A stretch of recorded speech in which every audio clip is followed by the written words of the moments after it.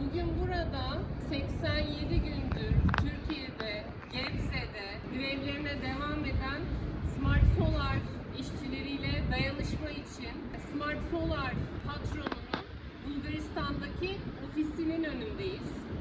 Smart Solar işçileri sendikalaşmak için mücadele ettiler. İşten atılan arkadaşlarına sendikalaşma öncesinde sahip çıkmak, yani sendikanın fabrikada yetkiyi alıp sözleşmeli bir şekilde girmesinden önce işten atma saldırısına sahip çıkmak için fabrikayı işgal ederek cevap verdiler. Ve bugün o mücadelelerin sonucunda patronun toplu iş sözleşmesinde sıfır zam dayatmasına karşı greve çıktılar. Bu grevde hukuksuzluklarıyla karşı karşıya kalıyorlar. Yasa dışı bir şekilde Kayseri'de fason üretime geçmeye çalıştı Smart Solar patronu. Bütün çabaları sonuç vermediğinde saldırılarını arttırıp Smart Solar işçilerinin mücadelelerinden vazgeçebileceklerini düşünerek işten atma saldırısına girişti.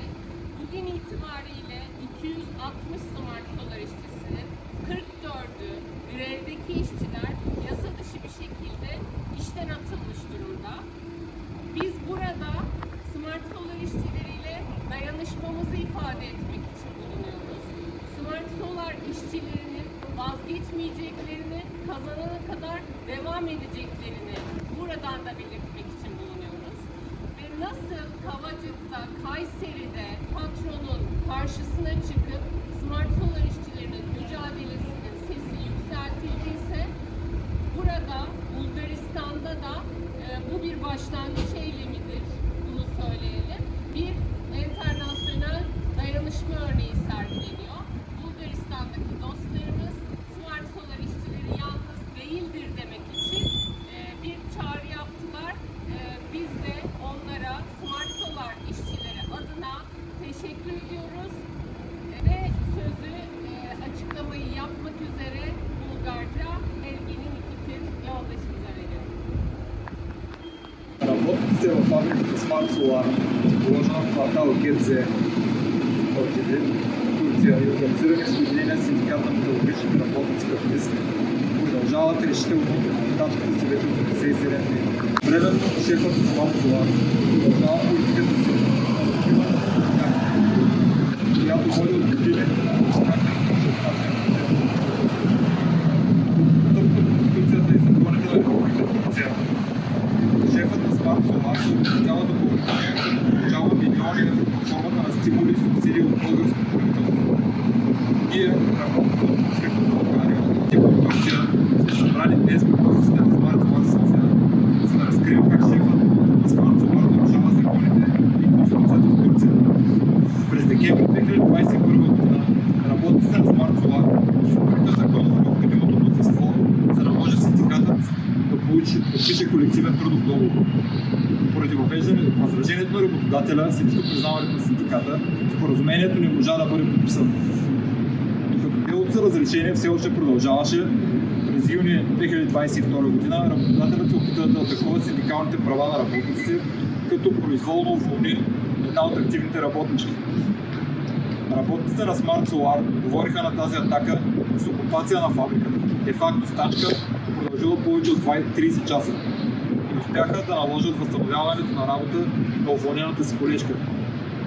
След приключването на делото за признаване на синдиката през 2023 година, шефът на Smart Solar беше принуден да седне на масата за колективни преговори с синдиката на металургите. С подписването на първия колективен трудов договор във фабриката през октомври 2023 година, след 2 години на борба, работниците започнаха да работят като синдикализирани съгласно колективния трудов договор. Беззаконието на шефа на Smart Solar не се ограничава само до уволнението на активна работничка в 22. С високите печалби, които той натрупа, като принуди работници в фабриката в Gebze да работят години на ниски заплати, той откри друга фабрика в Измир, извършваща същата работа. В тази фабрика работодателят съзнателно класифицира дейността като енергетика, а не като металургия. И лично създаде жълт синдикат на компанията през 2023 година. Въпреки че делото и юрисдикция беше решено в полза на синдиката на металурзите, с помощта на политическите власти, жълтия синдикат отново получи разрешение за колективно договаряне в ИСМИР. С други думи, чрез злонамерено класифициране на две фабрики, извършващи една и съща работа в различни сектори и чрез използването на жълт подчинен на компанията синдикат, шефът на Smart Solar се опита да настрои работниците в ИСМИР срещу работниците в ГЕБЗ. Разчитайки на тази маневра, работодателят наложи искане за нулево увеличение на заплатите по време на текущите преговори за колективен трудов договор, оставяйки работниците в ГЕБЗ без друг избор, освен да стачкуват. Отхвърляйки категорично предложението за нулево увеличение, работниците на Smart Solar започнаха стачка на 22 октомври. Днес, на 87-я ден от тази стачка, работодателят продължава с беззаконията си. Чрез аутсорсинг на производството в Кайсери и други градове, шефът на Smart Solar се опитва незаконно да разбие стачката. Въпреки многобройните заявления, подадени от Обединения синдикат на металурзите, властите не са предприели никакви действия. По този начин се затварят очите за нарушаване на работниците. След като не успяха да постигнат никакъв успех и въпреки че изигра всичките си мръсни номера по време на стачката, шефът на Smart Solar наскоро отново потъпка закона, като несправедливо уволни 44 души, в това число всички синдикални представители на работниците. В лицето на всички тези незаконни практики, политическите власти играят на трите маймуни. Нито виждат, нито чуват, нито знаят. Да, въпреки всички тези незаконни практики, шефът на Smart Solar продължава да получава рекордни нива на стимули в Турция. Но той не е защитен само от политическите власти в Турция. В продължение на много години той получава и значителни стимули и субсидии от българското правителство.